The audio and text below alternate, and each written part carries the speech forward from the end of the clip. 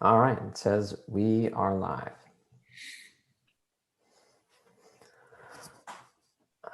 I'm waiting because it takes a little bit, maybe 20 seconds or so before what we're saying here actually shows up on the screen, and Jason is letting me know when it actually shows up there.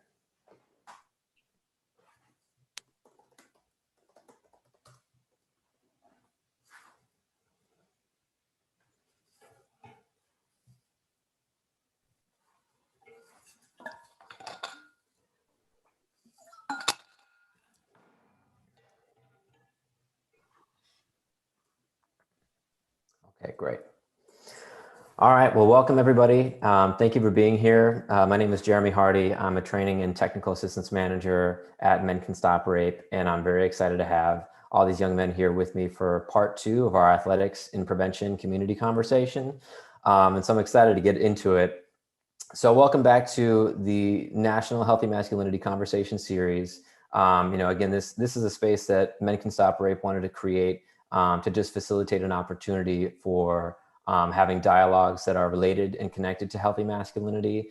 And for us, we really just saw a great benefit to including in that conversation, an opportunity to look at and explore the way that healthy masculinity shows up in athletics specifically, and have an opportunity here to really talk about the impact that a couple of different universities, Doane University and Willamette University, have had in creating and implementing different kinds of programming that is related to healthy masculinity, and hear directly from student athletes themselves who have participated in that programming and who are here with us today. So I'm just very pleased, very grateful, and excited to get into it. So, guys, without further ado, let's get into it. Travis, do you want to start us off? We can just do names, majors, if you want, and any other thing you'd like to share as part of your introduction today. Yeah.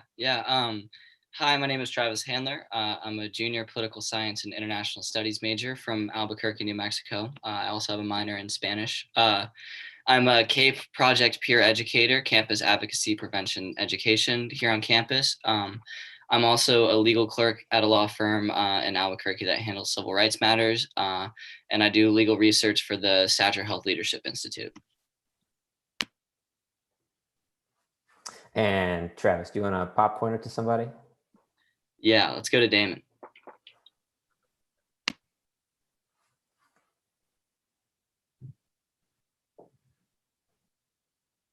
And Damon let us know that he's having some Wi-Fi issues, which I think everybody can relate to up to this point. So Damon, when your internet does come back on, if you hear us, please let us know. We're just doing introductions. With that, I'm gonna pass it over to you, Will. Hey everyone, my name is Will Huntington. I am a senior at Willamette University, where I'm studying communications. I played 4 years of college basketball here, and looking forward to having this conversation and get into the dialogue. Ryan. Ryan Peterson here. I'm a senior economics major with minors in data science and Spanish. I work as a peer educator for the Gender Resource and Advocacy Center here at Willamette University. I'm a 4-year men's basketball player. Edmonds, Washington is home. I think that's about it for me. Damon, if you want to do your introduction now. I'm Damon Brown. I'm a senior at Doane University. I'm an exercise science major with a minor in strength and conditioning. I am a 4-year Letterman varsity football player, 2-year captain, all-conference football player, and obviously very proud of that. And I'm excited to be here and join in on this talk. I'm glad to have you all here. And Travis, did you say what sport you play? Baseball, yeah, sorry. I actually recently, just within the last couple semesters, quit, but I'm still very involved with the baseball program here on campus. Great. We got baseball, we got football, we got basketball, and then just a shout out from soccer as well. So excited to get into this, guys. So really, I guess I just wanted to start by, asking, kind of what got you into this conversation here today.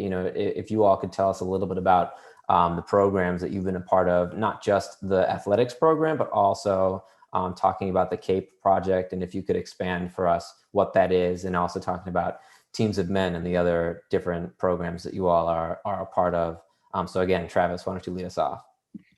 Yeah, so the CAPE project setup allows us an opportunity to work directly with the teams. So it's usually workshops led by a couple of the peer educators, and we just take everybody through different empathy, active listening exercises, upstander exercises, stuff like that. In order to provide an educational platform and to give people the language to understand the way that sexual assault is a result of power dynamics and the way that we can combat that within our own communities. I'll popcorn it to Will. Yeah, and Ryan will be able to speak more to this as well, because we do come from the same program, Willamette University, and Coach Kip Ione, who to us has been kind of the lead professor throughout our last 4 years of these types of conversations. And that's really what it is. It's a conversation amongst a team of young men who are kind of all working together to try and figure out some of these problems that Travis spoke on just recently. And just at the same time, trying to promote positive masculinity and healthiness in all aspects of our lives, and to make sure that really when we graduate here, we not only have a college degree, but a pretty fact-based way to talk about gender violence, sexual violence, domestic assault, things like that, right? Yeah, I mean, so many times when we start these conversations about gender violence or about sexual violence and these types of things, people point towards student athletes as the problem or as the perpetrator more so than as a solution. So a lot of what our program does is we look and we give people sort of safe spaces to start these conversations and become familiar with these topics so we can start understanding what it is and what we can do about it. I mean, people show up to college with a huge gap within just awareness of how these issues work and what our role is in it. And in order to be able to have these conversations around in a place of comfort, and it's really productive the way that we've been able to set up these settings. That's great to hear. And what does CAPE stand for? Campus Advocacy Prevention Education. Okay, great. So, and being mindful that, some of you may have come into an awareness of the issues that we've spoken about, from different places. For Teams of Men, I get that it was packaged kind of into being a student athlete on the men's basketball team, whereas the CAPE project was sort of working, prevention and athletics to work with student athletes directly. So, how you came to the conversation might be informed by that, but I'm curious how you all, found value or importance in the conversation. If there was kind of a light bulb or awakening moment, especially one that might have informed your, understanding and desire to move into a role that says, I'm going to talk to my teammates, or I want to host workshops about these things. So actually, let's go in the reverse. Ryan, why don't you start us off? That's a good question. I think that my freshman year, there was a couple of sexual assault incidents, and people came to me and they're like, Ryan, what do you think about this? And I was new to the conversation. I didn't really have a lot to say myself. And I was like, well, I think that my role in the situation is that I'm not actually perpetrating this violence, and that in and of itself, I'm solving this. And that's the baseline. That doesn't actually get us anywhere. For better or for worse, student athletes, we are very well connected to our campus and our image, the campus's image. So our silence on certain matters speaks volumes. And I think that over time, being able to appreciate that freshmen, as they come in, they look really closely towards the seniors on their program, and that they are absolutely a product of their environment. And so the seniors as role models can do a lot to influence what that next generation of student athletes looks like. And it sort of becomes self-fulfilling, and it forms a cycle. I think that that's what really attracted me towards this program, was being able to sort of pay it forward and help facilitate a culture going forward. Yeah, and especially on Division III campuses, right? I mean, it's not super uncommon for the student athlete population to be more than 15 to 20% of the student population in general on that campus. So when we know that we're taking up space, and we're doing so in classrooms and in terms of the campus social life, we want to make sure that we're doing so respectfully and educated in a way that isn't going to cause anyone problems, right? I mean, I think at the end of the day, this entire conversation is really based on respect and putting people's interests and well-being first above ours. And turns out it's not the hardest thing in the world to do. So as we kind of progress through these 4 years, we're learning in both this kind of classroom setting with our team and our coaching staff, but we're also learning on campus every day and the way we interact with people and administration and students, kind of a 24/7 clock, if you will. Damon, you got any kind of comments on this one?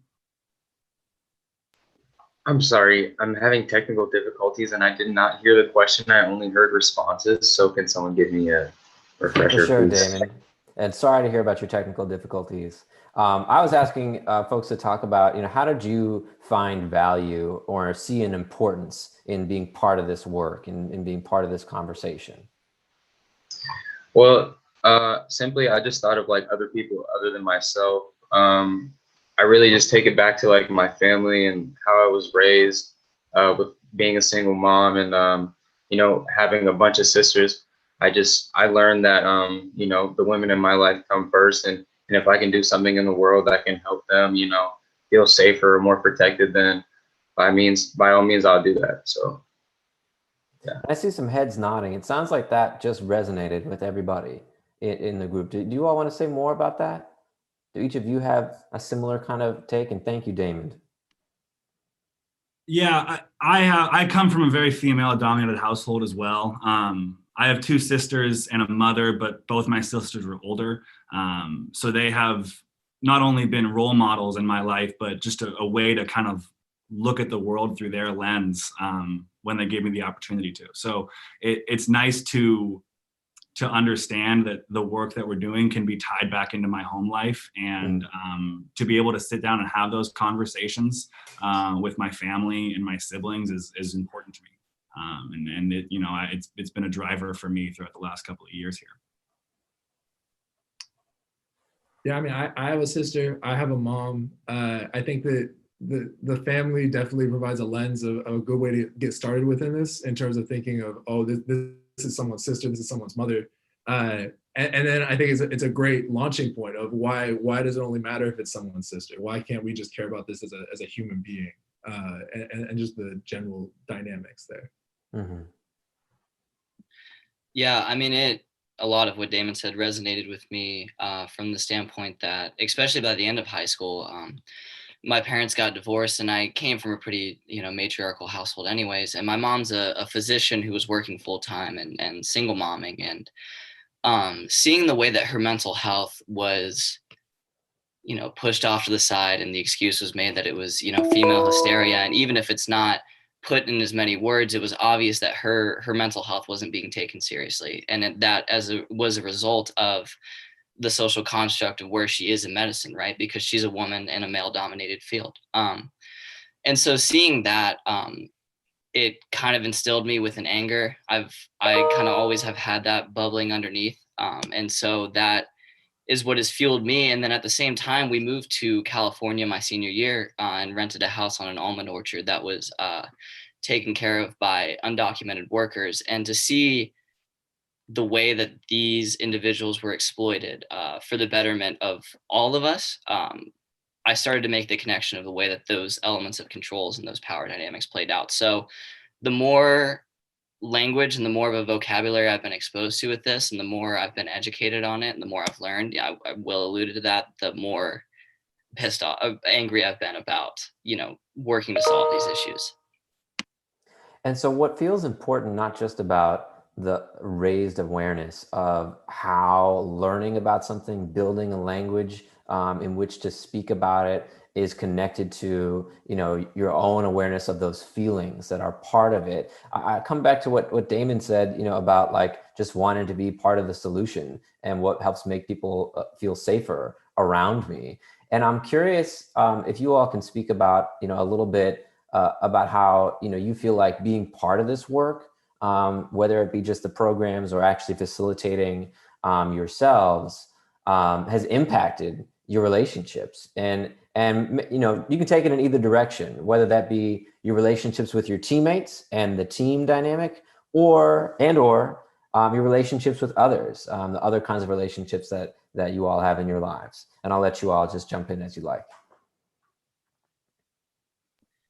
I would say it's granted me a great bit of awareness. So whereas in the past I used to, kind of go through life with my head down, and I think this speaks to the idea of colorblindness and looking at racism. So I thought that I looked at people as just people, whereas now, again, that I've been equipped with that vocabulary and that I make an active effort to learn and progress the way I think, that I think I'm able to see individuals for a lot more than that. And so I would say in that way that my interpersonal relationships have been deepened, and that expands to, my relationship with my girlfriend and with my family as well. Kind of like what Travis was saying about expanding his relationships, not only with his teammates, but like some of his family and even his girlfriend. Some of the things that I've learned, like doing this work, I've learned that I'm not as good as a guy as I thought I was, being in the way of like the way I was thinking before and how I used to handle things. And now that I know the things that I know now, I love that I can teach other people about it. I love that I can be an advocate for those people. And like, I just love that I can be, someone that someone can come to in that time of need. And I can be that reassurance for somebody and get them that help and stuff. So it's just cool being able to assist people and like being able to spread my knowledge and have those people spread that knowledge of what I gave them. And, it's the butterfly effect. It affects everybody in a positive way. So it's awesome. Yeah, and just to kind of echo on everything Damon said, but there is a world of respect here and self-respect too, knowing that we are learning something that is not only a very difficult thing to talk about, but also isn't talked about everywhere. So we are kind of consistently breaking new path, and to do it on a small campus like Willamette, which is just about 2,000 students ish maybe. Knowing that other student athletes can and will come to you and say, hey, this is an interesting thing that happened to me. What do you, as a leader of the kind of movement here, as a member of the men's basketball team, as just an aspect in this larger conversation, how can you help and how can you assist? And also just like, what advice can you give? Not everything is a big time, formulated action plan. Some things are just like, hey, this is what I learned in class last Saturday. And if you want to take this one with you, go for it. And they'll kind of nod at you and say, sure, I will.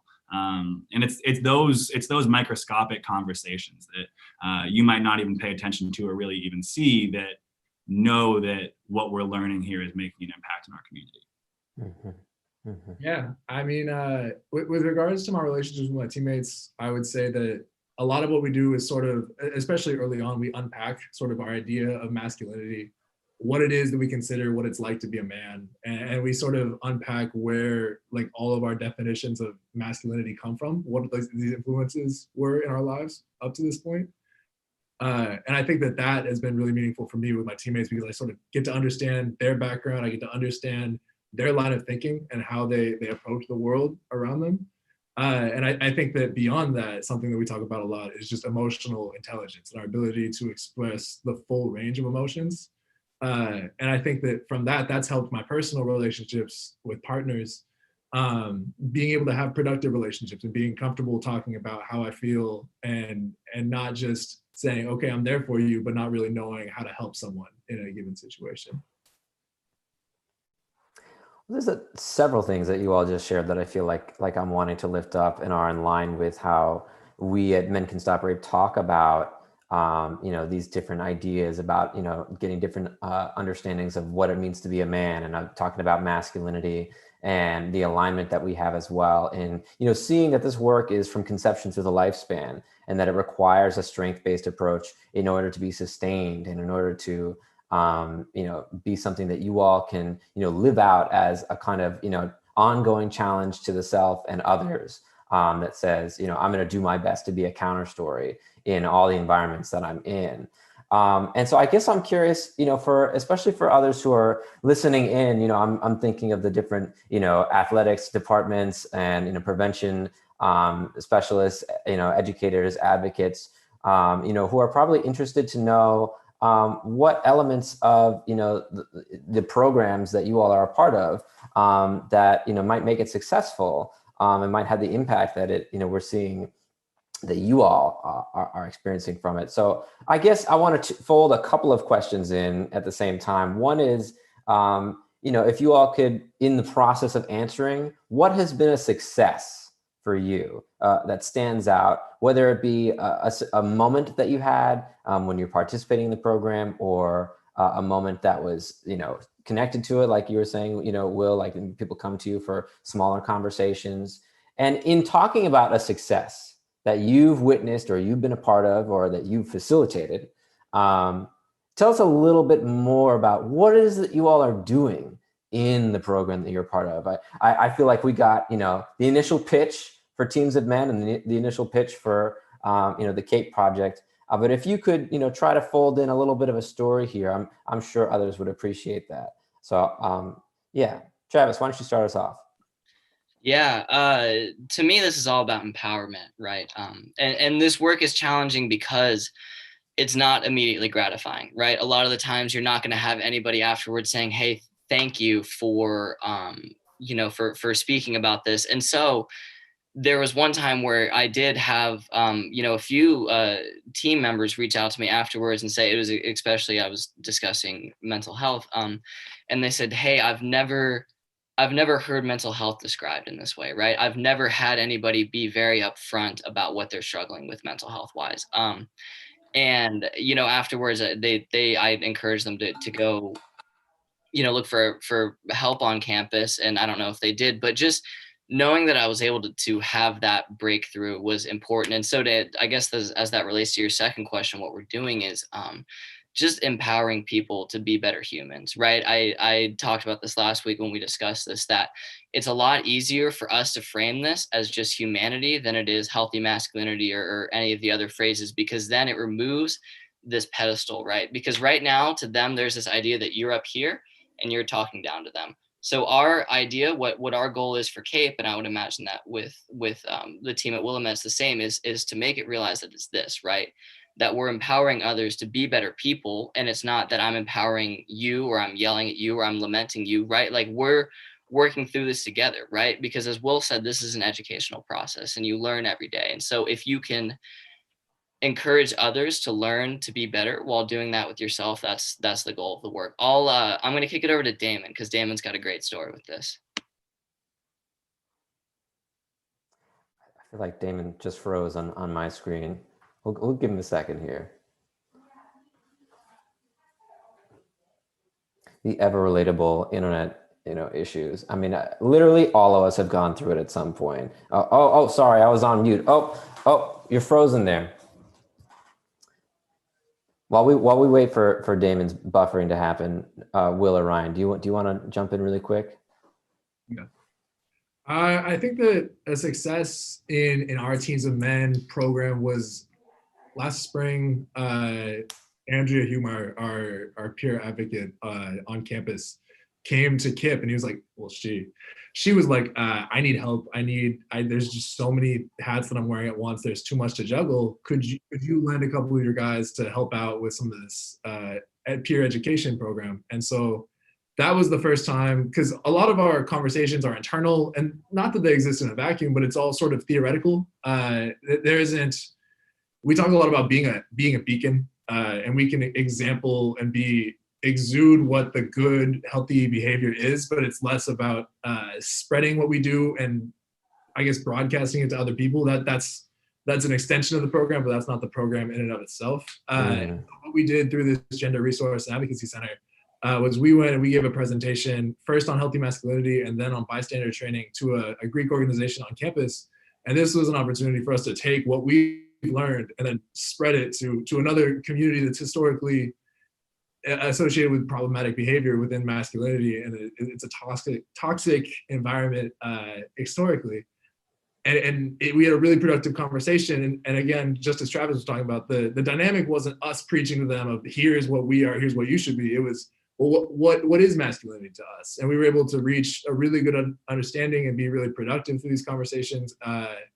And I think we would have had a lot more if not for COVID preventing us from having more people in a room at a time. Yeah, and to give you like a better kind of description of what Teams of Men is, at least in the way I look at it, this is not one single 4-year college course, right? This is a college major that can go from a freshman level course to a sophomore level course to a junior to a senior. So this is 4 years of learning kind of all wrapped into one really long course. And really, Jeremy, with something like this sort of being our final or our capstone or our thesis, whatever you want to call it, my major success really from this program, and kind of what Ryan has said, we try to spread the message and spread the news. And at its core, I guess in your freshman year sort of introduction, in 101 course of this major, it's really about consent and making sure that we're practicing safe, healthy sex and relationships. And so I've also gotten the opportunity in my time at Willamette to be a fraternity president, like an organization that Ryan spoke to, just a different one. And so we were able to incorporate a lot of that programming, a lot of the stuff that we've talked about over the last 4 years, really sort of focusing in on consent and healthy relationships in our pledge process. So, right, like after a person gets, offered a bid, they go through a 5-week pledge process. We have done our best to kind of incorporate these conversations that we're having into that process. So there really is an intersectionality here of trying to, look at all the systems of oppression and toxic masculinity and try to break it out through there. So we've had the opportunity with basketball in conversations like these, sort of these capstones, as well as in Greek life. So we've hit a lot of the Willamette sort of circles in terms of social life, and it's been productive and it's been healthy, and we've really enjoyed it too.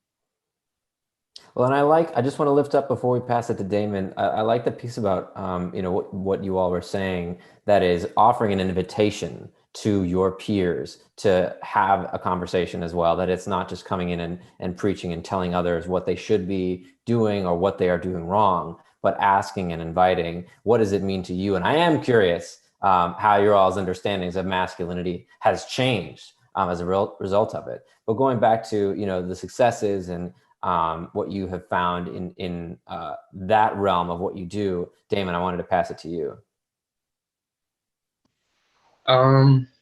So like Travis was saying before, you don't get like immediate gratitude afterwards. So it's definitely a grind. Not like we're not trying to drill what we're teaching to them into their heads. We're trying to just lay out the blueprint for them, and we want them to follow it. So I use the saying a lot in this: you can only lead a horse to the water, you can't make him drink it. So that's kind of what we're doing here. But it's really cool because I notice a lot, especially on my football team, because they always come up to me now after we do an event with Susanna or they do an event with me, and they tell me how much they've learned or what they want to learn, or they ask me why we're doing certain things. And it's really cool to see that they want to be knowledgeable of what we're teaching them, and that they're willing to learn. So it's awesome to see that. And what a wonderful thing too, that in thinking back to the challenge of measuring prevention work and how do we know if it works, for people to come up to you afterwards and have more questions and want to continue having dialogue and conversations speaks to the impact that you all are able to have. And, just that one simple example, I feel like a lot of, not only prevention professionals, but also, coaches can relate to in terms of the impact that they have on their players and on their teams. And I want to get to talking about, coaches' impact in a minute here. But I was curious, I think we have some time to talk about this. Can you all say a little bit about, and maybe Damon, you can lead us off, kind of maybe your understanding of masculinity. And maybe that was, I didn't really pay attention to it. I wasn't really aware of all the different things, or I was really bought in and I was aware. But where do you feel like you were before you went through some of the programs, and where do you feel like you are now? What's something that has changed in your understanding of masculinity? Kind of like I said before earlier, I wasn't the best guy before I started this this program, the Cake Project, and everything. So I guess I really wasn't aware of how toxic my masculinity was until I ended up getting together with Susanna and going into further detail about the things that I needed to work on before I became an advocate, before I could work on other people and stuff like that. I needed to work on myself. And to where I started to where I am now is a big difference. And I think a couple people can attest to that, like Susanna and a couple other people that helped me get to where I'm at now. It's like night and day. It's great. And like I said before, I was just willing to learn, and that's why I am where I am today. So. Thank you, Damon. Who wants to jump in next? I can. I didn't going into college, I didn't understand that masculinity was a position of power. And I know that like seems pretty basic to say, but that really is kind of like the biggest truism between my age 18 to my age 19 is that I live in a pretty consistent and privileged power structure. So I'm allowed to do a lot of things that other people can't do.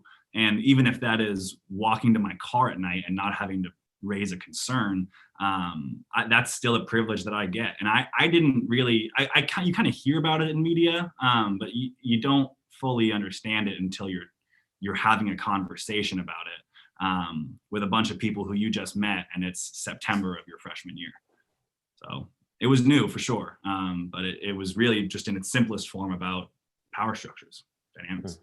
Yeah, I think that when I came to college, I would say that definitely masculinity was more of an identity than it was a gender, and then I was sort of guided to do things because I was a man, and I would behave in a certain way, and I would be subjected to peer pressure by my peers to be manly or do things that a dude would do, and then over the course of my college career, I've been able to understand that these decisions that I made in the past were guided by the influence of others and how they expected me to act as a man, but I wasn't actively making those decisions for myself as like what I most wanted to do. And I think it's been interesting to watch myself grow and watch that masculinity can be more than just being a dude. Yeah, for me, and I won't belabor this too much because everybody did a fantastic job. The one thing that Will said that that really, kind of resonated with me is I've become more attuned to where my privilege lies, right? Whereas in the past, again, it was sort of this idea of, well, we're all equal under the law, everybody is treated equally. I don't see you any differently based on, your identity. So, there must not be an issue there. And so having this education, again, having the language, being equipped in that way has empowered me to realize that because I'm in this position, or that I ascribe to it in my definition of masculinity, because I'm in the position I'm in, because I hit the genetic, lottery, right? Especially with where we live. I just did. I have that responsibility to, kind of raise everybody's tide to that point, right? Where if I am complicit, if I don't do anything, if I continue to reap the benefits of this while seeing other people suffer, that's something that I feel I'll have to live with forever. So for me, it changed, my definition of masculinity changed, because it kind of left me with this desire, this vacillating desire or oscillating desire to do something about it. Yeah, and to Travis, to back you up on that, I mean, I at least at Willamette University, sports teams are most commonly the most diverse groups of people on this campus. So when it comes to sports and we're having conversations about gender identity and healthy masculinity, and also getting that intersectionality of race and privilege, and we're opening up this conversation now to all men who are trying to kind of work their way through college as well, but they're doing it through a completely different lens, maybe because they're Black or because they're an Asian American. It's if 2020 taught us anything, it's that these conversations need to be had, and they should be had in college, and or anywhere, but they should be had at an early age, I guess is my point. And so So when you're intersecting all of this stuff, you just kind of sit back and realize how important these conversations are that we're having. Well, and what's great about, I feel like where you just took us, Will, makes me think of, and I want to offer, because you all said this, right? You all said that what you learned about masculinity, aside from all the other things that you mentioned, was that it is more than just, one central idea. It is more than just, who you're expected to be and the performance of what we call a dominant story of masculinity.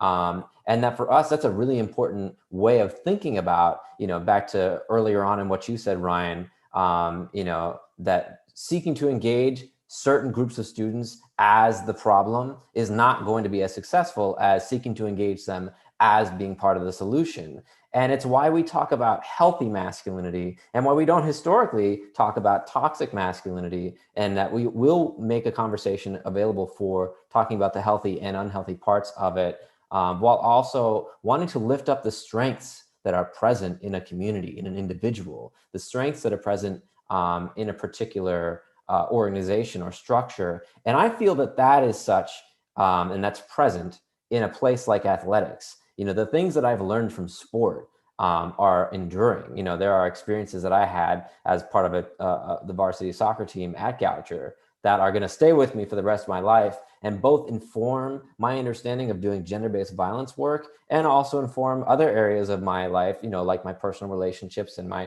professionalism.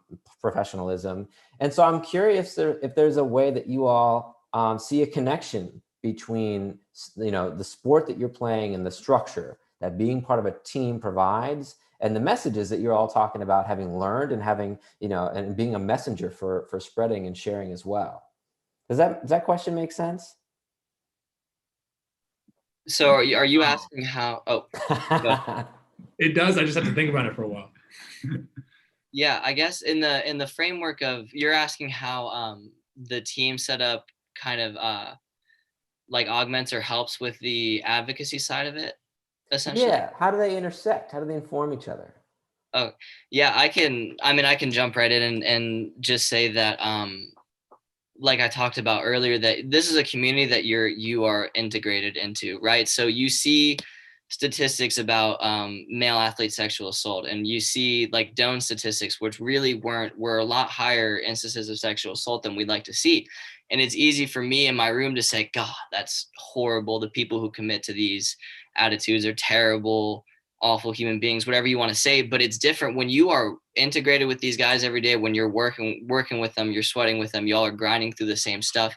You kind of build that bond, right? And so what being a part of the team allows you to do is it gives you access to people you wouldn't have access to otherwise, right? And so there are a few individuals on the baseball team who, in the past have been kind of particularly resistant to some of the training that we've done. But because I've been able to have these conversations, maybe not in a more formal setting, but taking batting practice, playing catch, whatever it may be, it's a lot easier to kind of break the ice of feeling what that formality is. So being on a team informs the work because you can do the work really casually. It doesn't need to feel like, you're scheduled for a workshop at 4 p.m. on this day, right? Like Damon talked about too, like your work is interpersonal. So it's in all of your relationships. It's every day. So just that everyday access to people and getting multiple opportunities to mess up. And I don't mean to take up a lot of the time, but just to say that I, in the past, have missed opportunities where I could have intervened. And I have poorly articulated times where I have intervened. But because I got to see those individuals every day, I can come back and say, look, like yesterday, I didn't do a good job describing this. Here's what I meant. And a lot of the times when you can go back to that, it's easier to find common ground there. So. Really quick, before someone else jumps in, I just want to lift up what you just role modeled, for all the people who are talking about bystander intervention and doing trainings and workshops on it, that part of the resource and part of the benefit of working with athletics is that you have an ongoing relationship with your teammate, and you just took up your own authority and embraced the vulnerability of, I wish I had said this yesterday. And I mean, can we all relate to that moment when you had some sort of a disagreement or argument and you were thinking about it later and then you thought of something great to say, but it's too late now? And this is the opportunity that you just had to go back and continue the conversation, because once the conversation has been opened up, it's there for you all to have. I just want to lift that up before you all go next.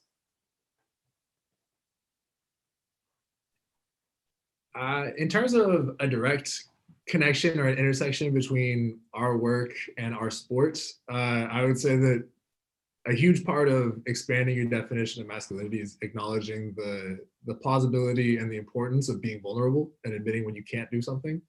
And in terms of just a strictly basketball sense, I would say that if you can't guard someone and you're not willing to admit it, then they're probably going to score 30 points against you, and you're just not going to figure out how to guard them over the course of the game. So being able to model healthy masculinity and be vulnerable and admit when you can't do something is important in that setting. And I think that being on the team has helped me with this learning process, just having these relationships to fall on and having, I guess, confrontation or experience with confrontation with people that don't necessarily hold the same ideology immediately.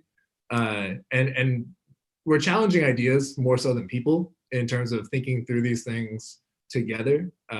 But just getting that practice has been really important.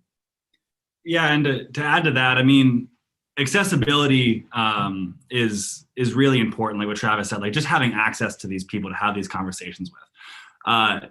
When you're on a team, though, you sort of tend to find out the lens in which people view their life.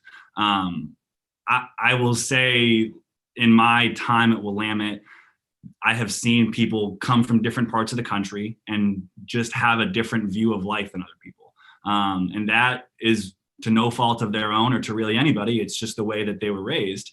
And so when you understand people's lenses and can try to have conversations with them through their own lens, these conversations get a lot easier and a lot more manageable, and you make more progress.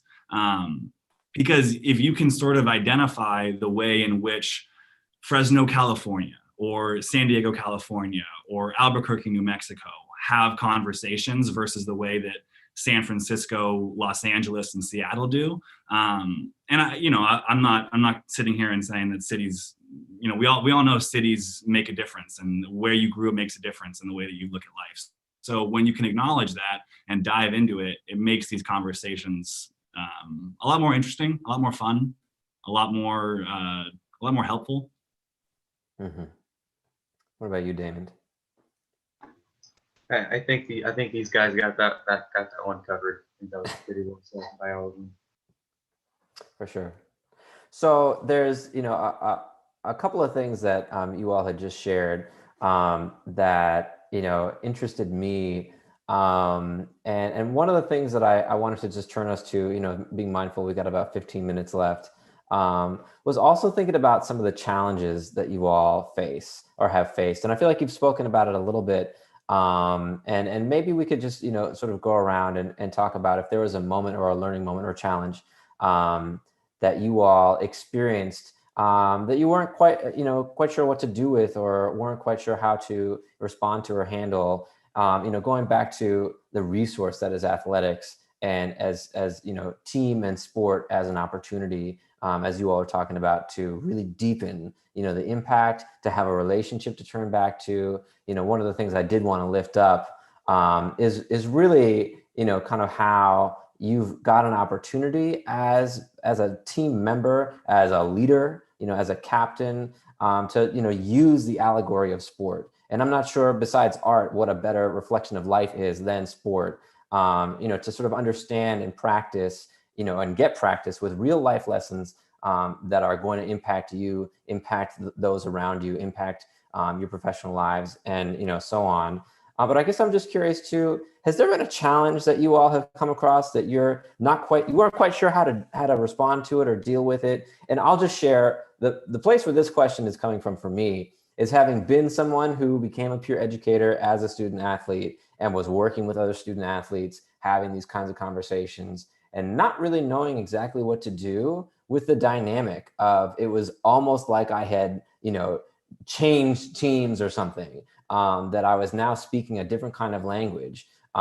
and, you know, in the intimate spaces of the locker room or on the bus ride back after we just had, you know, another loss that we really didn't want to have, and that our season couldn't afford. You know, there are all kinds of ways in which, you know, I didn't want to appear to be, you know, someone other than Jeremy to my teammates. And yet speaking the language of sexual assault and prevention, I felt like it could have done that. So I'm just curious if you all had challenges, maybe similar or maybe different, that you could speak to or just name really quickly. I think that first and foremost for me, it was hard at first going up there and giving presentations on healthy masculinity, because I'm standing there not entirely, but almost as the poster child for healthy masculinity, knowing well within myself that I have these own flaws and I've had these instances where I've been other than what it is that I'm preaching to these people of what we can be and what we can fulfill and what we have the potential to amount to. And that took a little while for me just to sort of, give myself credibility, not just that I know what I'm talking about, but that these past actions that I made before I knew, I guess, the impacts of my actions don't necessarily discredit what it is that I'm saying and the importance of my words. And I think that the other issue, something that Damon brought up earlier, is just the thanklessness of what we're doing in terms of if we as a basketball program don't have a sexual assault case for 4 years, no one's going to give us a medal for not having an incident like that. I mean, it's progress and it's good, but that's the baseline. Again, we need to hold ourselves and strive for something better than that. Yeah, and we should also kind of consider the future aspects of this question, Jeremy, because it's so much of it is, I know that in about 2 months, unless I truly seek it out, I will not be learning any more about healthy masculinity and healthy sexual relationships and healthy this and healthy that, because I am graduating from a program that, has been the main lens of this throughout my life. So to be able to have those conversations in the future, and just know that and have to prepare myself for that. And the big issue here is I'll be having to go from my regular work day or my regular lifting session or my regular 5-on-5 pickup and, after work. And I might have to quickly switch to like, hey man, that's not the language that we use around here. Or, hey man, that really wasn't cool that you said that or made that action towards that person. It just wasn't. So to be able to have to switch like that is kind of the future difficulty that I see. Because at Willamette, we sort of live in this bubble where we all know each other and can really hold people accountable if need to. It doesn't always work like that going forward. And so that is where a lot of my personal kind of future anxiety comes in with these conversations, and just kind of contact with these people and trying to hold someone accountable that you might not know very well. I think for me, and they did a great job, so I won't take up too much time answering this one. But for me, it has been remarkably humbling. I am somebody who's very opinionated. I'm very outspoken. I'm not great at admitting when I'm wrong, and I have struggled in the past to, kind of articulate the stuff that Will and Ryan and that we talk about in our workshops. I've had a hard time articulating that in a way that's engaging without alienating the people, right? Because I'm very passionate. And so for me, it's been very humbling to try and tone back my hubris, to recognize aspects in my own life where my masculinity still, defines and dictates how I react to certain things, the pride that I feel, stuff like that. So it's the humility aspect of it, and being able to engage with people who you are intimate with, who might have said something problematic is tough. That's very hard. And that's what Will and Ryan were talking about, that people get upset, that there's a very visceral reaction because nobody wants to feel like they've been sexist or racist or fill in the blank. And so letting go of the fact that not everybody's going to love me all the time when I talk about this too. And kind of what's been challenging for me was the very beginning, like the beginning process of this for me. So when I was approached by Susanna and everybody that wanted me to do this, I was kind of nervous. I didn't want to give up look that I have, the certain, persona that I gave off, because, I thought I was the coolest dude in the world. And I thought, if I were to do that and I had to be the advocate on my team to do that, I had to be the face for that, but I wasn't going to be that guy that they thought I was anymore.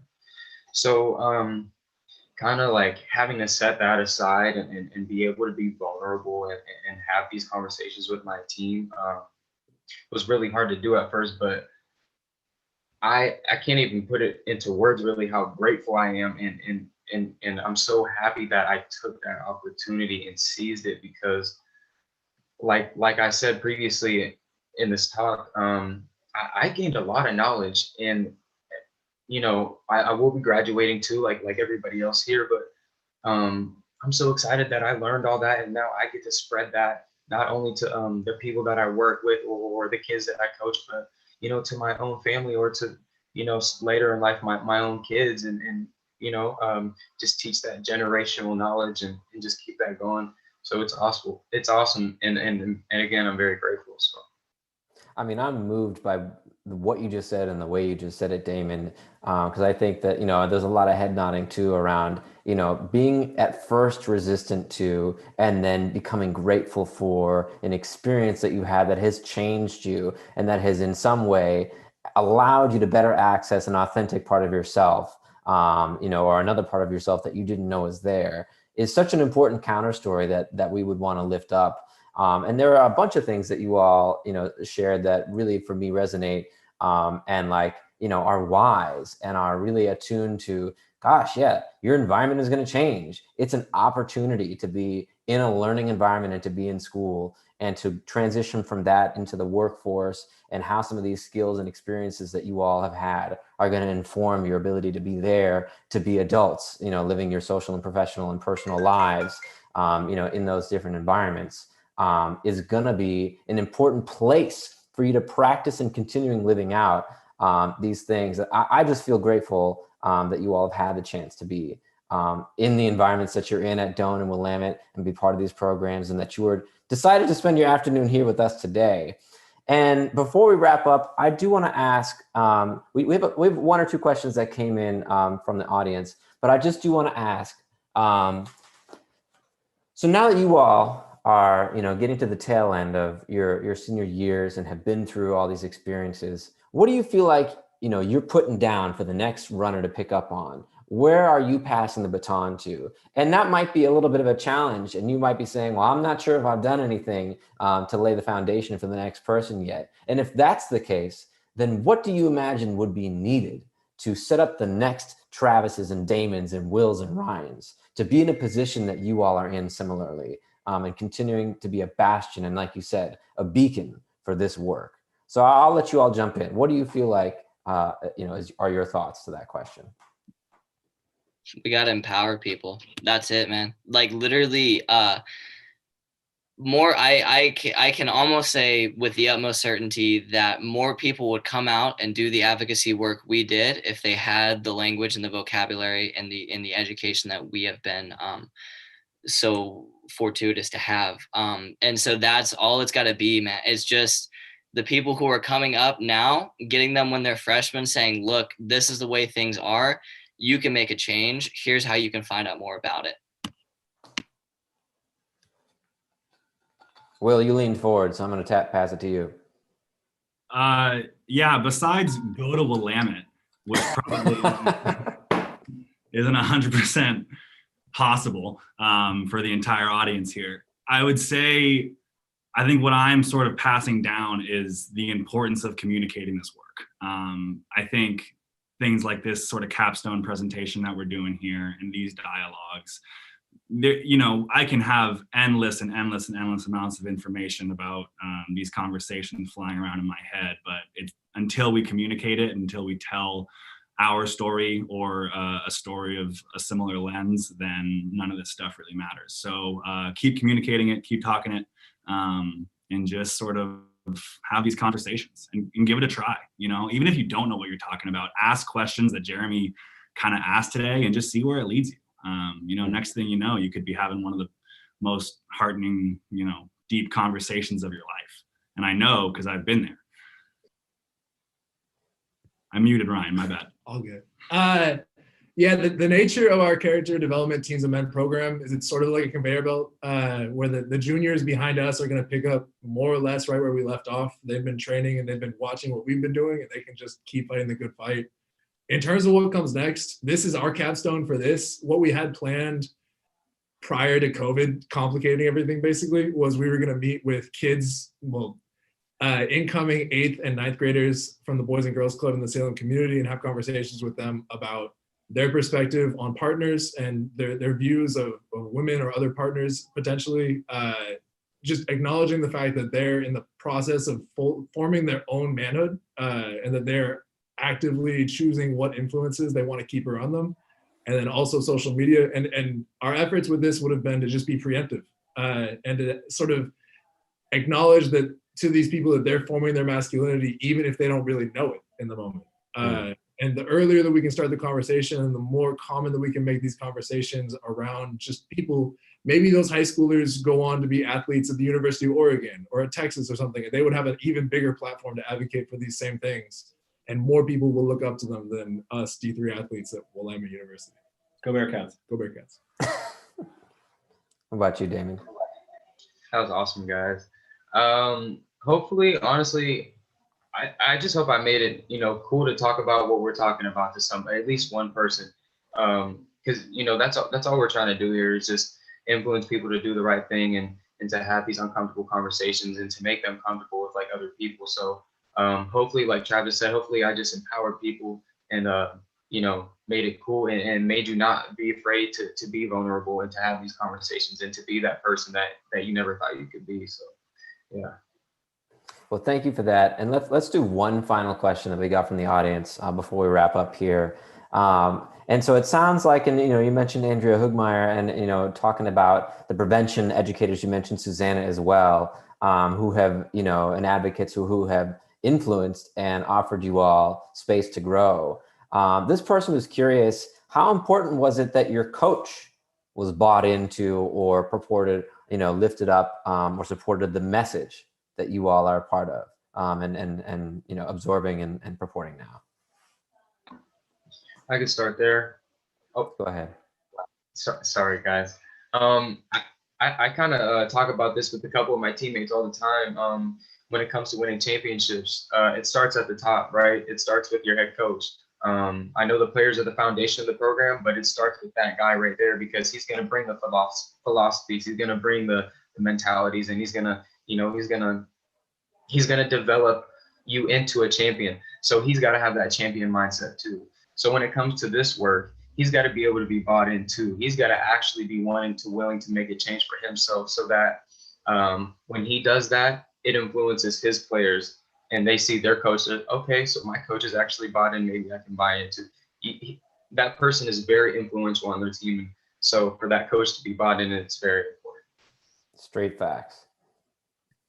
Jeremy, besides that totally being a question that sounds like my coach would ask in this chat, I'm not even the same person that I am today without my coach and the way that he kind of led us through these conversations. So if you're wondering about the importance of a coach to a college athlete, it's pretty much, if you're a parent and you're wondering that, think of the third person, like the third parent that your child might have. It's probably going to be that college coach, if they last all 4 years and at least are competitive, because they have that big of an impact. So now that we're bringing in this lens of healthy masculinity and having these conversations, it's everything in terms of rhetoric and communication and how we do this. Yeah, I mean, these guys just answered it perfectly. Basically, coaches set the tone by showing that it matters to them. That's going to make it matter to the people in the programs. Yeah. Mm. Travis, you want to add anything, or did they just take all the answers away? Nah, Damon's answer really, not that y'all's answer didn't, but Damon's answer really fired me up. That was so awesome.